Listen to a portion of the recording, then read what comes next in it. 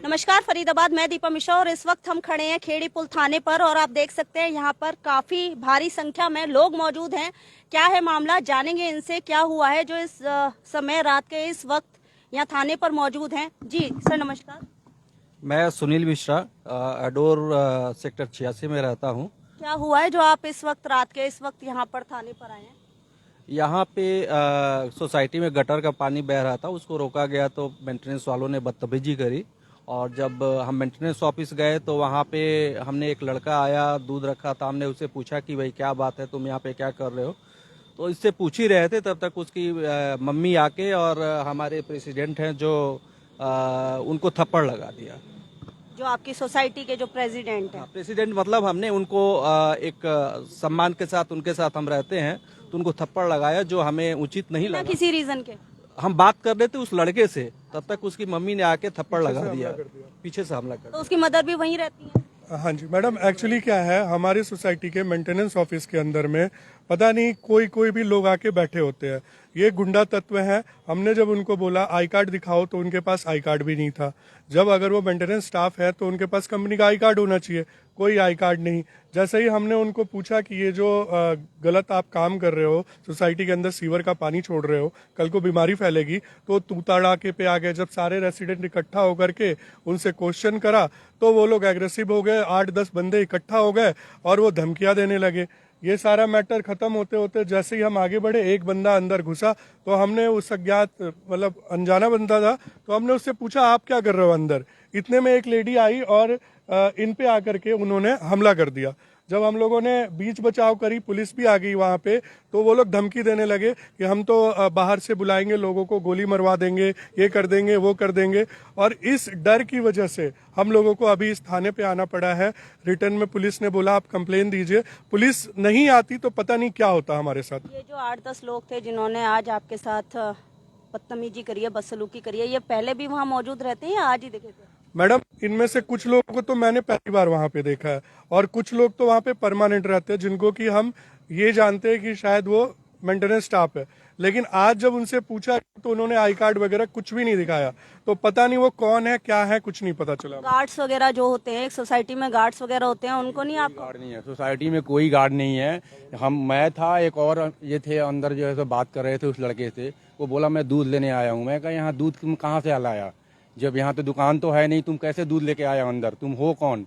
तो मैं यहाँ पर रहता हूँ, ये वो बात करने लगा। इतने में वो लेडीज आई, जब हम लोग बात ही कर रहे थे, नॉर्मली बात कर रहे थे, आकर के बिना वजह के कोई बात किए बिना इनके ऊपर हाथ छोड़ दी। मतलब वो जो लड़का दूध लेकर आया था बेचने के लिए, शायद बेचने के लिए नहीं, वो दुकान से दूध लेके आया था। और वो जो बात जब हम लोग चल रही थी ना, हम लोग का जो है सो मेंटेनेंस स्टाफ के साथ तो बात चल रही थी, तो हम लोग सारे लोग पूछ रहे थे कि भाई गटर का पानी ऐसे गिर रहा है, वो गाली गलौज पे उतर गया।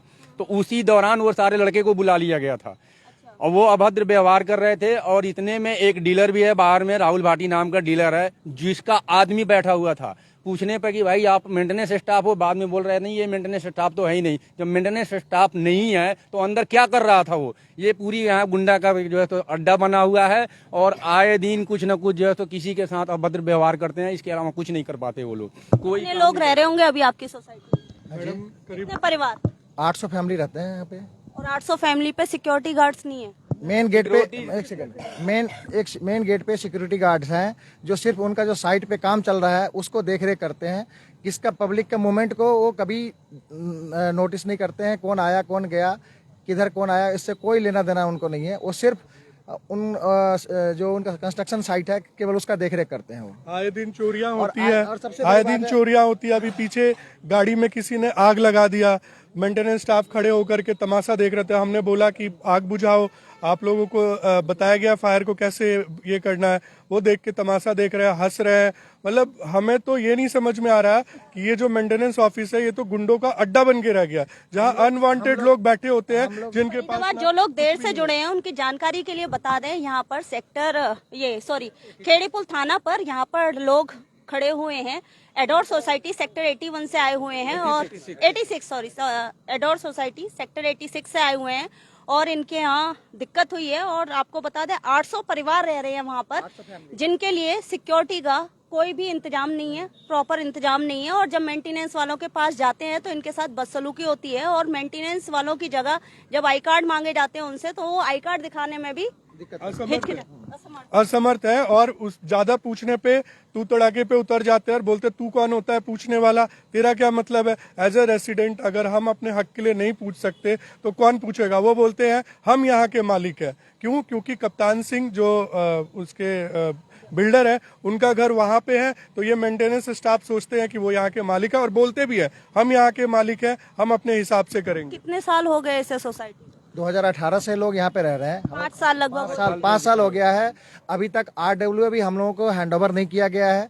और हम लोग अगर 1-2 बार उन्होंने बोला कि लिस्ट दो आपके लोगों को भी हम ऐड करेंगे, हाँ, तो उन्होंने कुछ ऐड नहीं किया है और न कुछ हैंडओवर किया गया हम लोगों को। अभी आप वहाँ पे देखिए गटर का पानी का समस्या है, बिजली की तार लटकी हुई है जो कभी भी गिरती है आए दिन।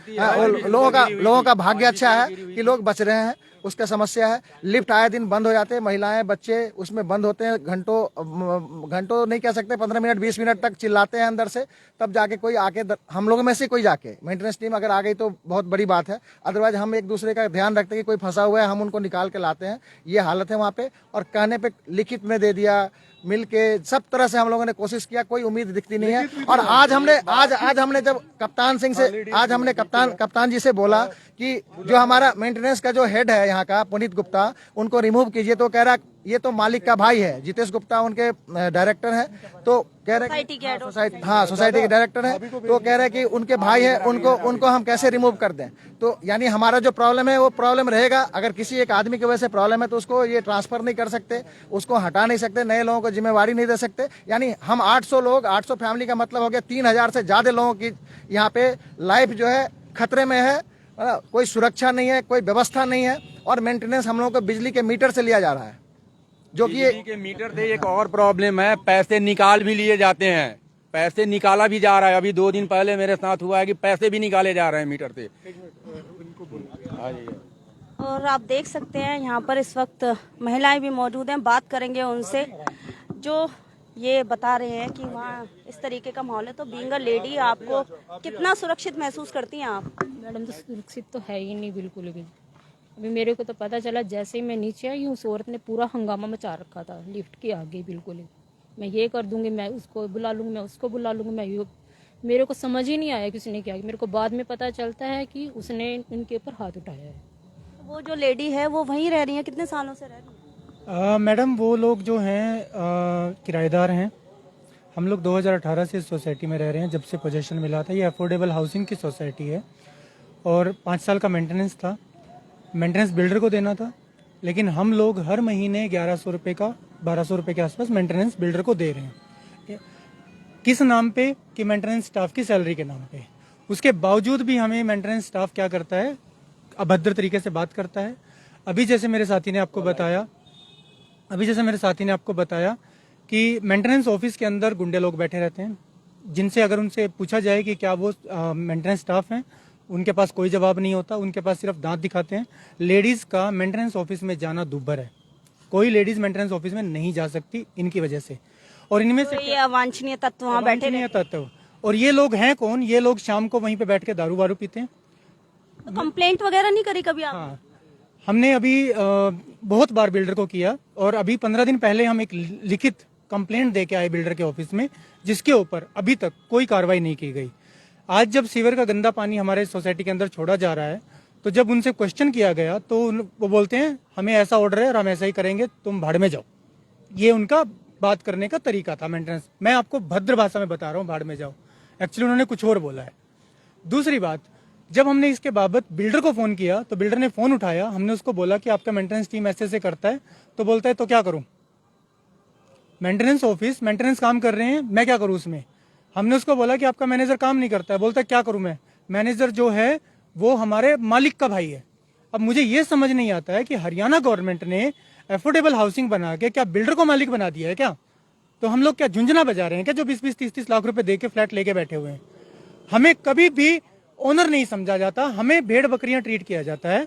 दूसरी बात, हम लोग क्या कर रहे हैं, बिल्डर के कहने के बाद हमने कंप्लेंट दिया, उस कंप्लेंट में हमारे मेन मुद्दे 3 थे। पहला, बारिश हल्की सी होती है, सीवेज का गंदा पानी भर जाता है सोसाइटी के अंदर। जो कि बहुत बुरी हालत है। कब से ये समस्या? ये समस्या बरसात स्टार्ट होने से ही है। इस साल है या पिछली साल? हर साल पिछले साल कम था, लेकिन इस बार ज्यादा हो गया है। तो जब मेंटेनेंस टीम से बात की जाती है तो कोई कंक्रीट हल नहीं मिलता, कोई सोल्यूशन नहीं मिलता। वो बोलते हैं हम करवा देंगे, 4 दिन पानी रुकेगा, 5वें दिन वो पानी को निकाल देंगे। अब मैं हरियाणा सरकार से भी ये बात पूछना चाहता हूँ कि तुम लोग हजारों करोड़ के तुम लोग विज्ञापन छपवाते हो टीवी में, डेंगू हटाना है, डेंगू हटाना है, और तुम ऐसे बिल्डर्स पे कार्रवाई क्यों नहीं करते हो? फाइन किया जाएगा। ऐसे बिल्डर्स पे कार्रवाई क्यों नहीं किया जाता? उसमें कुछ भी नहीं है। अगर गटर भर गया है तो उसकी सफाई होगी, जो कि सूखे टाइम में हो सकती है, बिल्डर नहीं करवाता। दूसरी मेंटेनेंस के नाम पे जीरो, मेंटेनेंस टाइम के नाम पे जीरो, और इलीगली हमसे 1000-1500 रुपए महीना चार्ज किया जाता है इलीगली। और कैसे किया जाता है आपको बताता हूँ। अफोर्डेबल हाउसिंग है, प्रीपेड मीटर लगा रखे हैं। प्रीपेड मीटर में से किसके मीटर में क्या कट रहा है, कब क्या कट रहा है, कोई सुनवाई नहीं है। मेरे मीटर से अगर 50 रुपए कट गया, मैं पूछने जाता हूँ क्यों कट गया, तो उनके पास कोई जवाब नहीं है। बोलते कंप्लेंट डाल दो ऑनलाइन, पता चल जाएगा। तो मतलब बिल्डर की यहाँ पे एक तरह से कोई जिम्मेवारी है ही नहीं, कोई जिम्मेवारी बिल्डर ले ही नहीं रहा है। दूसरी बात मैडम, मैंने आपको बताया 10-15 इश्यूज हम लास्ट वीक दे के आए थे। तब से ये बिल्डर के जो लोग हैं चिड़े हुए हैं। तब से इन लोगों का जो रवैया है हमारे खिलाफ कंप्लीटली नकारात्मक हो गया है कि हमारी कंप्लेंट बिल्डर को क्यों की गई। उसके बाद अब मुझे जब मेरी चीजों का किसी का सोल्यूशन नहीं मिलता, मेरा यहाँ लिफ्ट नहीं चलता, मेरे यहाँ लिफ्ट खराब पड़े हुए हैं, मेंटेनेंस नहीं है, मेरे यहाँ पे 800 फैमिली रह रही है, 800 फ्लैट्स हैं, हर फ्लोर पे 6 फ्लैट होते हैं मेरे यहाँ पे, 8 फ्लैट होते हैं और 10 टावर है। तो मैडम एक सिंपल सा क्वेश्चन है कि किसी भी टावर में फायर एक्सटिंग्विशर नहीं है। फरीदाबाद बहुत बड़ी बात है। एक सोसाइटी जहाँ पर 800 परिवार रह रहे हैं और लगभग 3000 वहाँ पर लोग होंगे, 3000 से ज्यादा लोग होंगे, और फायर सेफ्टी की कोई सुविधा नहीं है। कोई सुविधा नहीं है। तो मैडम हमारे पास 3000 तो वोटर हैं। आजकल हमारे यहाँ पे पॉलिटिकल पार्टीज ने आना स्टार्ट कर दिया है कि इतनी बड़ी सोसाइटी है, वोटर कार्ड बनवाओ, ये करो वो करो, लेकिन समस्याओं के नाम पे कोई सुनवाई नहीं हो रही है। दूसरी बात, लिफ्ट का मैंने आपको बताया, सीवरेज का मैंने आपको बता दिया, तीसरा इलीगल मेंटेनेंस मैंने आपको बता दिया, चौथा मेरे यहाँ पे सबसे बड़ा जो इश्यू है ना वो सिक्योरिटी है। मेरे यहाँ पे गार्ड जो बैठे होते हैं ना, आज तक किसी से, यहाँ पे जितने भी लोग 50 लोग यहाँ पे खड़े हैं, किसी से भी ये नहीं पूछा गया कि तू सोसाइटी का है या कौन है, तू गाड़ी लेके अंदर कैसे जा रहा है। पहली बात, शाम को वहां पे दारू का अड्डा बन जाता है वो। मेरी महिलाएं, मेरी सोसाइटी की महिलाएं कभी भी बाहर नहीं निकल पाती। अब इसके बाबत हमने कंप्लेंट में एक और डाला, इलीगल टेनेंट्स। इलीगल टेनेंट्स मतलब टेनेंट्स ऐसे रह रहे हैं, आ जाते हैं, कल चले जाते हैं, कौन रह रहा है, मतलब अय्याशी का एक अड्डा बना के रखा हुआ है। नहीं होता। मेरे ऊपर, मैं 11वें फ्लोर पे रहता हूँ, 12वें फ्लोर पे 3 फ्लैट्स बिल्डर के हैं। वो तीनों flats daily, almost daily, I can show you, each and everyone, I can show you the footage of the CCTV.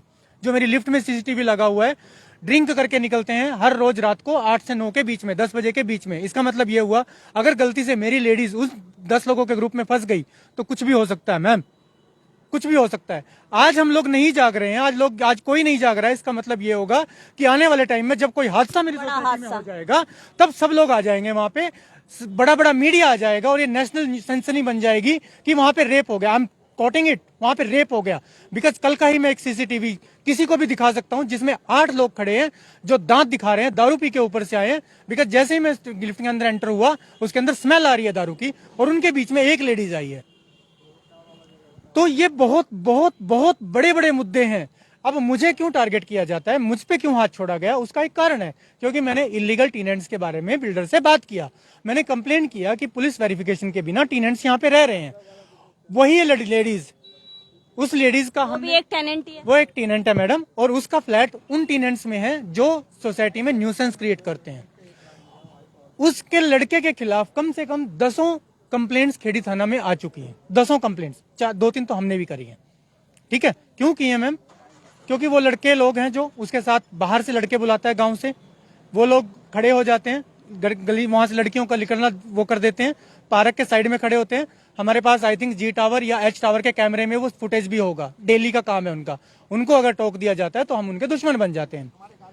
आज उस लेडीज ने, मैं उस लड़के से बात कर रहा हूँ, उस लेडीज ने आके मेरे ऊपर हाथ छोड़ दिया, और मुझे मालूम है क्या धमकी दे रही है सबके सामने गोली मरवा दूंगी तेरे को। गनर बुला लेंगे, गनर को बुला लेंगे। मैम सबसे बड़ा एक और इशू है, आजकल 10 रुपए का आलू खरीदने जाइए मार्केट में ना, वो वहाँ पे स्कैन करके हम जो है तो ऑनलाइन कर देते हैं, लेकिन इन्होंने 5 साल में आज तक ये रिचार्ज का ऑनलाइन किया ही नहीं। सारे ब्लैक लिस्टेड पैसे जा रहे हैं, ये सारे कैश ऑनलाइन आप लोगों को कोई सुविधा नहीं, बिल्कुल ऑनलाइन नहीं किया। ये हम लोग रिचार्ज देते हैं, कैश देते हैं, और कैश का हिसाब आज तक गवर्नमेंट के पास किया जाता है नहीं जाता है, कोई ये नहीं है। अगर सबसे बड़ा इशू है ये अगर चीजें। मेरे पास कैश नहीं है तो मेरे घर में लाइट नहीं है, आएगी, जो कि बेसिक एम्यूनिटी होती है किसी भी जगह पर रहने की, और ऐसा बहुत बार हो चुका है।